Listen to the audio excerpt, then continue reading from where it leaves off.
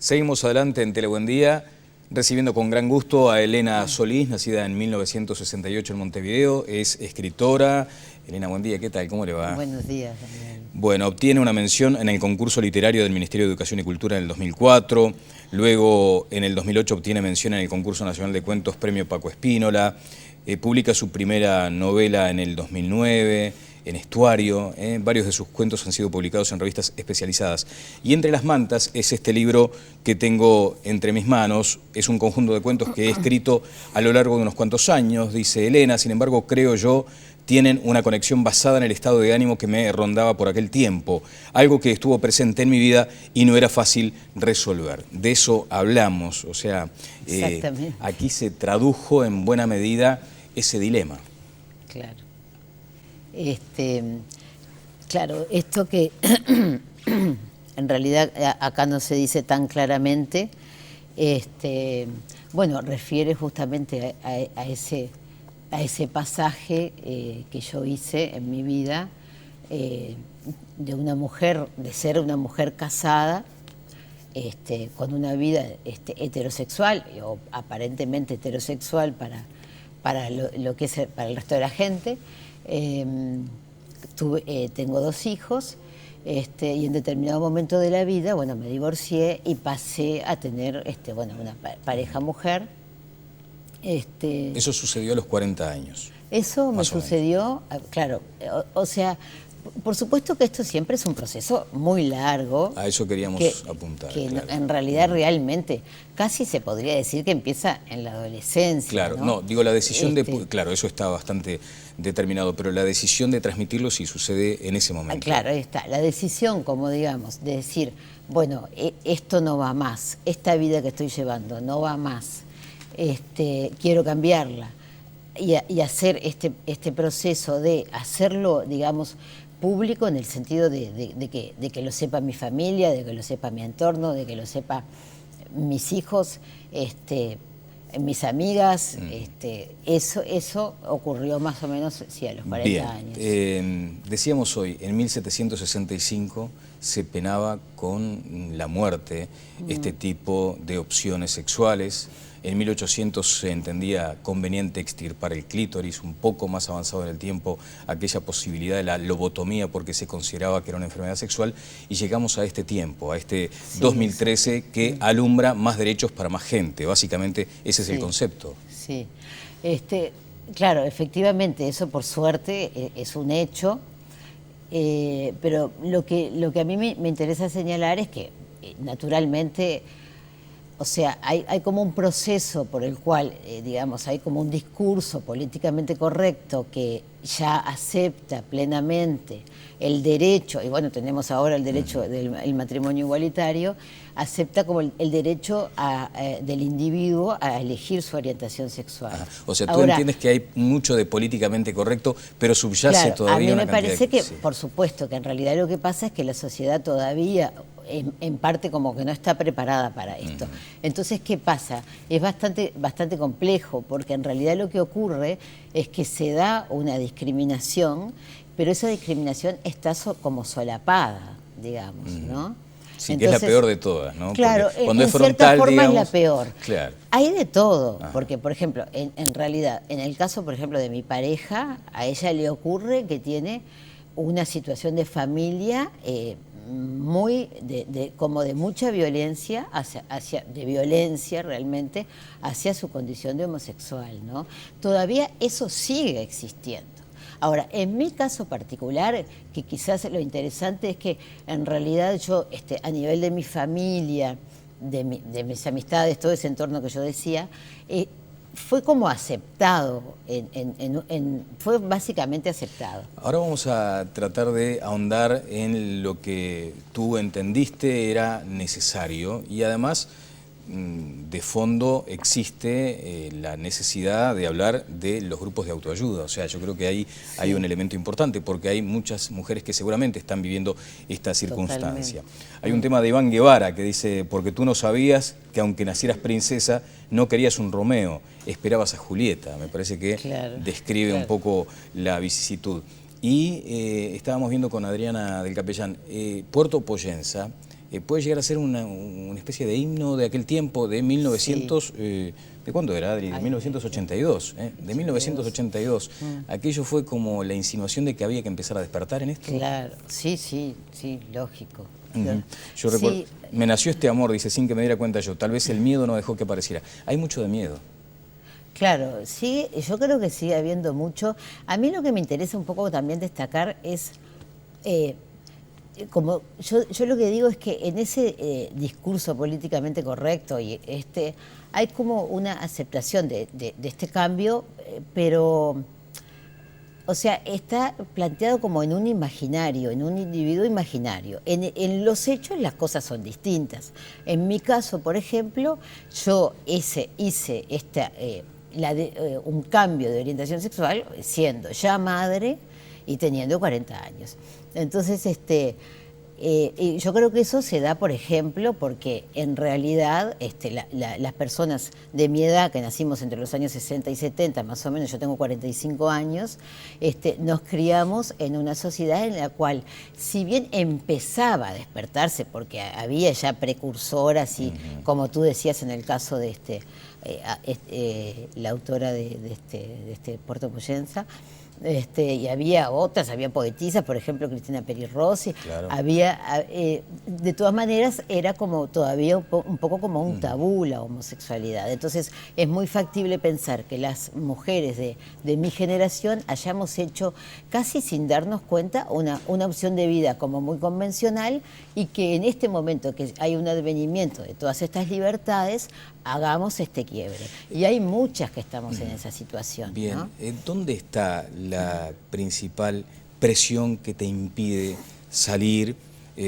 Primero, ¿estás de acuerdo con ese concepto del closet como para mencionar ese lugar en el que deben permanecer a escondidas del mundo? O sea, si estás de acuerdo con ese concepto que se ha manejado, ¿no? Cuando se dice, bueno, salió del closet, ¿estás de acuerdo con esa frase que a veces parece bastante banal? Bueno, como siempre es una frase como un poco esquemática, ¿no? Pero sí, creo que representa, como yo te decía, este tipo de proceso siempre es un proceso como muy personal que lleva como cierto tiempo. Y lo que significaría salir del closet es simplemente esa cosa como decir, bueno, ya lo puede saber todo el mundo. Yo, por ejemplo, en este momento de mi vida, por suerte, no tengo que ocultar esto en ningún ámbito de mi vida, ni en el trabajo. Soy artista. Ocultar este tipo de cosas para un artista es algo realmente, digo, es casi un defecto, digamos, ¿no? Es casi algo malo. A mí me gusta expresarme y me gusta decir lo que siento. Además es un libro muy autobiográfico. Sí. Pero o sea, con respecto a la pregunta que tú decías sí, de ¿dónde la estuvo dificultad? la principal dificultad? ¿En el entorno familiar, social? Para mí, en realidad, como yo te decía, como mi entorno es como bastante benigno y bastante abierto, yo creo que la principal dificultad está centrada en eso que yo te planteaba de la discriminación solapada, que en el caso de la condición de madre viene por el lado de la preocupación por los hijos. O sea, a mí lo que me pasa es que, por ejemplo, si yo estoy enamorada, estoy muy bien con mi pareja, eso como que no le importa a nadie. O sea, lo que importa es que mis hijos estén bien, ¿no? Siempre como que el discurso viene por ese lado. Entonces, es verdad que hay una vivencia, y tú imagínate que con este pasaje, con este pasaje mis hijos se enteraron de cosas y todo. ¿A qué edad? Y eso hay una vivencia de dolor. Claro. ¿Qué edad tenían los niños? Mi hija, 11 años, y mi hijo tenía, 7 y medio, 8 más o menos. ¿Acudiste a ayuda profesional para saber si exactamente era la edad apropiada o si había una edad para estas cuestiones? Sí, yo acudí y en realidad confié como que confié mucho más en mí misma y en la cosa instintiva y todo, porque realmente la cosa se juega ahí en la casa, en el día a día. Sí, acudí incluso como a cursos de la Asociación Uruguaya de Sexología, creo que se llama. Y sí, me preocupé aparte de esa cosa, como te digo, del instinto y de la intuición femenina, sí acudí como a cosas un poco como más técnicas para tener un poco como un sostén en eso, ¿no? La reacción fue la que esperabas, o sea, casi que de contención de los niños, fue en esos términos. La reacción de mis hijos, en realidad sobre todo, estoy hablando de mi hija mayor, porque en realidad la comunicación con mi hijo menor es mucho más difícil de estos temas. La reacción fue muy buena. Ahora, ¿qué pasa? Por todo lo que estábamos hablando, de que en realidad en cierta manera la sociedad todavía no está preparada y como que ese discurso aceptado ya socialmente, y aceptado también a nivel de los medios, por algo yo estoy acá, ¿qué pasa? Que en realidad hay una repercusión de esa información que mi hija no oculta frente a, por ejemplo, los ámbitos en los que ella se desarrolla. Entonces, esa repercusión vuelve hacia mí como una agresión, ¿no? O sea, ¿has tenido instancias, por ejemplo, donde socialmente se han tenido que presentar, digamos, con esta nueva fórmula familiar? O sea, han ido con tu pareja y con tus chicos a la fiesta de la escuela, por decirte algo. ¿Y han tenido allí alguna situación complicada? No es que haya ido con mi pareja, porque esa situación concreta no se dio. Ajá. Pero sí, digamos, se dio y se da actualmente que bueno, que todos los colegios de mis hijos, que sí, todos lo saben. Ahora, en el momento en que se enteraron, por supuesto, hubo como una repercusión que se tradujo en varias cosas. En realidad hubo muchísimo apoyo. Eso es una cosa muy importante de decir, claro, ¿no? O sea, este proceso en realidad es un proceso gratificante. Básicamente es un proceso gratificante para mí, ¿no? Se habla a veces de la crueldad. Sus dificultades. Claro, pero, se habla de la crueldad de los niños, de los adolescentes, se habla de la posibilidad de regresión desde el punto de vista académico. Nada de eso aconteció, en este caso puntual. Regresión desde el punto de vista académico, no. Y no. cierta tendencia sí, a la... ocurrió, bueno, naturalmente, como de... O sea, esto todavía es algo que como que un poco como que divide de la sociedad. Entonces están los que están de acuerdo y los que no están de acuerdo, básicamente. Entonces, ¿qué pasa? Que de repente un terapeuta, un docente, le choca, no está de acuerdo, pero no lo dice expresamente. Entonces, yo creo que el peso que cargamos las madres, que lesbianas conversas, como sería yo, es ese peso de que nos hablan del bienestar de los hijos, de la necesidad de una estabilidad, y bueno, nosotros nos preocupamos mucho por eso. Entonces ahora, eso sí, duele y afecta, ¿no? Elena, tú en este caso tienes la ventaja, si se puede decir en esos términos, de haber encontrado un entorno amigable desde el punto de vista familiar y también social. Sí. El mensaje en todo caso iría destinado a ese entorno que afecta a tu pareja hoy, por ejemplo. Sí. O sea, va a todo, porque digo, sí, pero a ese aspecto donde no se llega a internalizar. No hay ninguna duda, porque no hay ninguna duda que todavía es algo, sí, que se condena. Claro, en mi caso no, pero en muchos casos se condena expresamente, ¿no? De formas muy duras. Claro. Violencia, mencionaste el concepto de la violencia. ¿Se ejerce violencia, por ejemplo, en los ámbitos familiares cuando uno tiene esta opción? Cuando elige vivir esta sexualidad. Yo te digo específicamente el caso de mi pareja, que por supuesto es muy cercano y que en realidad implica también de alguna manera un peso y un dolor para mí, ¿no? O sea, ponderaste en su... yo no tengo contacto con la familia de mi pareja, ¿no? No pueden generar eso que muchas veces uno aspira como ideal, estar todos juntos, digamos. Claro, eso claro, no es posible. Claro, no. Y eso sería un avance, desde todo punto de vista. Si se lograra eso, sí, sería un avance, sí. Bueno, ¿ponderaste, evaluaste el impacto de mediatizar, digamos, estas decisiones? Pensando en los chicos, pensando en la familia. O sea, ¿evalúas que es mucho más lo que se puede hacer desde la mediatización del tema a quedar simplemente con esa sensación de que, bueno, sí, es mi vida? Yo creo que sí, porque, bueno, o sea, mi vida sigue siendo mi vida y no cambia, pero creo que es muy importante como dar un poco como un paso, siempre esperamos que alguien lo dé, ¿no? Como dar un paso de poder poner estos temas, porque realmente producen un sufrimiento a muchas mujeres. Yo, o sea, conozco muchos casos y por supuesto que no están acá y no están en muchos, y o sea, no salen, como quien dice, del closet porque realmente hay mucha presión. Entonces, Hay una yo lo que digo sí. que específicamente por la condición de madre, la presión es mucho mayor. Claro. ¿Ahí apunta la posibilidad de un grupo de autoayuda? ¿Se Claro, quiere ahí conformar? está. A mí me gustaría, yo estoy generando un grupo que en realidad la idea es empezar a reunirnos y empezar a plantearnos los temas concretos que tenemos, porque hay situaciones que son muy dolorosas, ¿no? Por ejemplo. Y bueno, como yo te decía, este manejo que se puede dar, de que en realidad, por ejemplo, un terapeuta de un hijo, en realidad lo que le pasa es que le molesta que tú seas homosexual, pero lo que hace es decir que tus hijos necesitan determinada estabilidad, decir que tus hijos están sufriendo.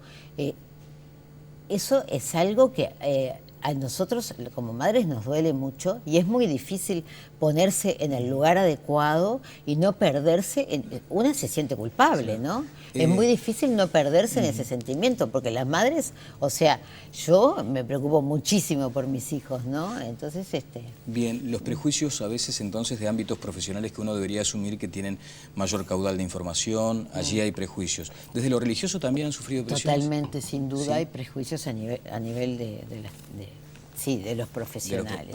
Sin duda, yo tuve experiencias muy concretas y muy...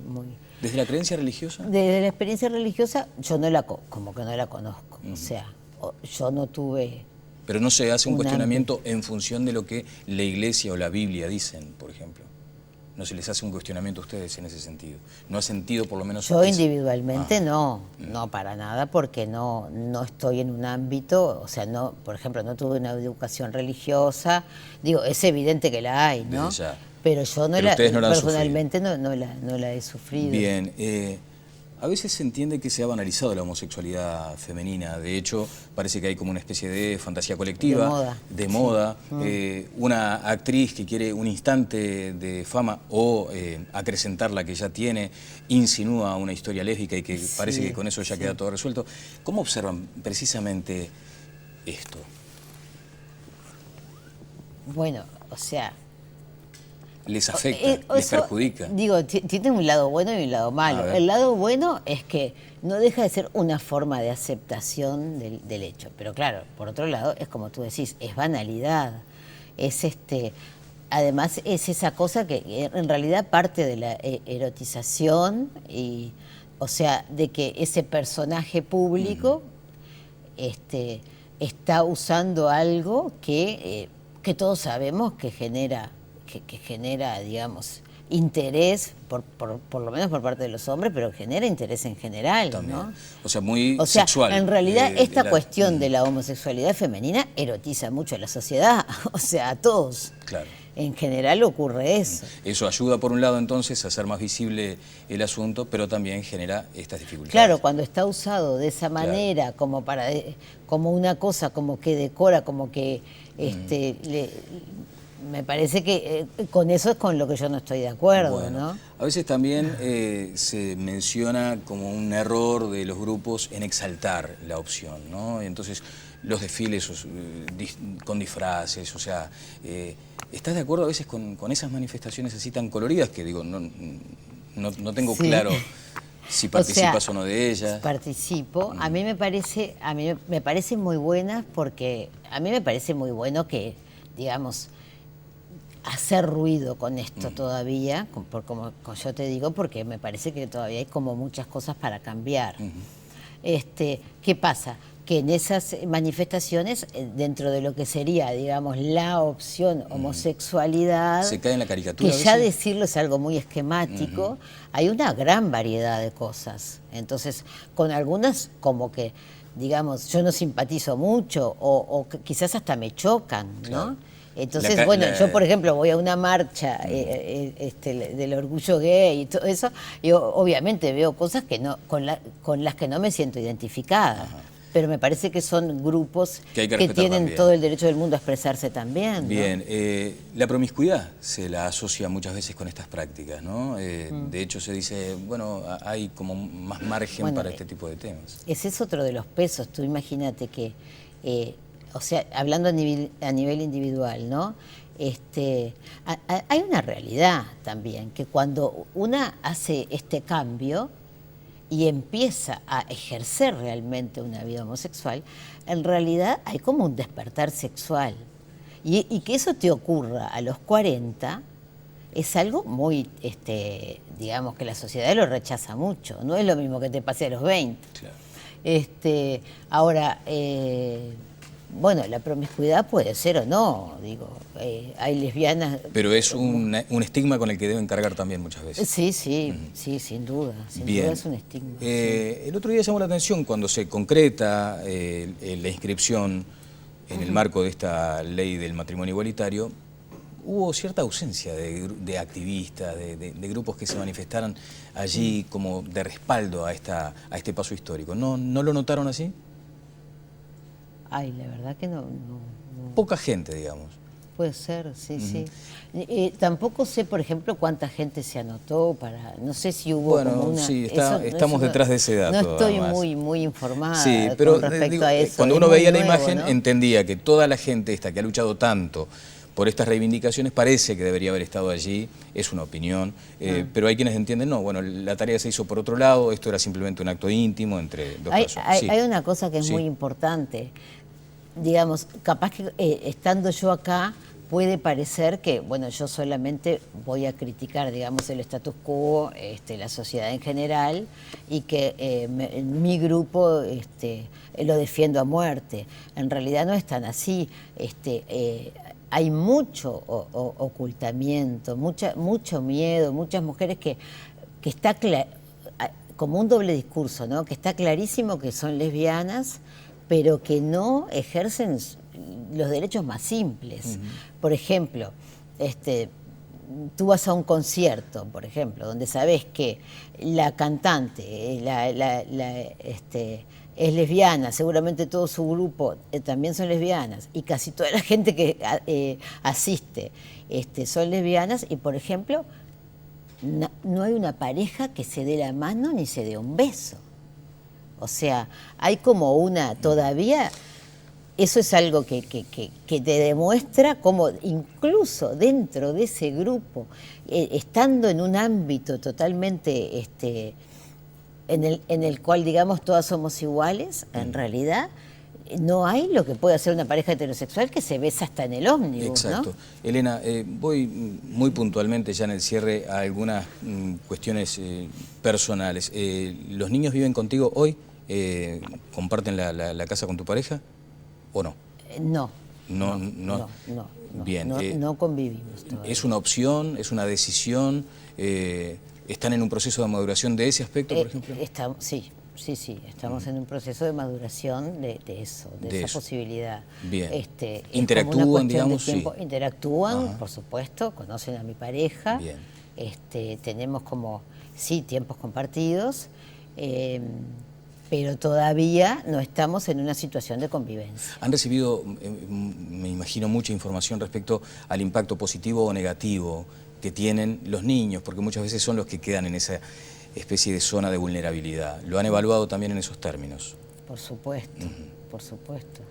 O sea, sí, o sea, el tomar la decisión de vivir juntas, es algo que estamos manejando. Por supuesto que nos preocupa muchísimo el bienestar de mis hijos. Volvamos unos años atrás. Si hubieras descubierto o hubieras sentido esta necesidad de optar sexualmente por la homosexualidad, ¿hubieras decidido luego adoptar niños? ¿O es un...? Si no hubiera tenido la posibilidad... probablemente. Yo, o sea... Con la adopción para de los mí, niños. por supuesto, la experiencia de madre es una experiencia preciosa. y bueno, sí, es muy probable. Me cuesta un poco imaginármelo, Claro. pero es muy probable que sí que hubiera manejado esa O sea, posibilidad. ¿estás de acuerdo que aquellas parejas que se unen en una relación homosexual tengan también el interés de criar hijos? Estoy totalmente de acuerdo, totalmente de acuerdo. Creo que Bien. es muy sano. Y además, también quiero decir que hay mucho, se está dando mucho eso. O sea, hay muchas parejas que tienen hijos por inseminación y hay parejas que tienen hijos por adopción. No sé qué hay a nivel estadístico y todo, porque en realidad, digamos, yo estoy contando como una vivencia como personal y la verdad que no es que me haya puesto a estudiar mucho el tema. Claro, y uno pero, debería... pero sí conozco casos, muchos casos, por ejemplo, por inseminación, ¿no? Que tienen hijos por inseminación. Bien. Parejas, muchas gracias por estos minutos. Bueno, ¿Hay por algún favor, con espacio mucho gusto. de contacto, digamos, para que aquellas personas interesadas en ahondar en este tema puedan comunicarse? ¿Hay ya como un grupo de información, digamos? Sí, hay un grupo, se pueden conectar, bueno, por Facebook, Ajá, por supuesto, sí. Y también por mi casilla de correo. Perfecto. Por Facebook, con tu nombre, Elena Solís. Sí, me buscan con mi nombre y hay un grupo, y bueno, estamos armando un grupo y probablemente en cualquier momento empezamos a reunirnos y a conversar todas Está estas bien. cosas. Bueno, estaremos a la espera de esa información entonces. Muchas Bueno, gracias. Gracias a ti. Elena Solís, escritora, estuvo con nosotros. Vamos a ir a una breve pausa y luego de ella seguimos adelante en Telebuendía. Presentó SECOM, primer servicio de compañía.